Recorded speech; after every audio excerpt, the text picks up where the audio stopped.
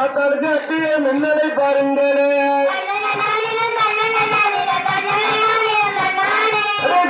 கவைய பாருங்க பத்தி பாடந்ததை கேளுங்களே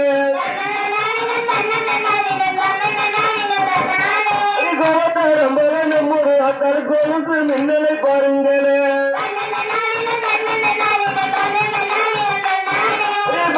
பவைய பாருங்களே பவை பத்தி பாடந்ததை கேளுங்களே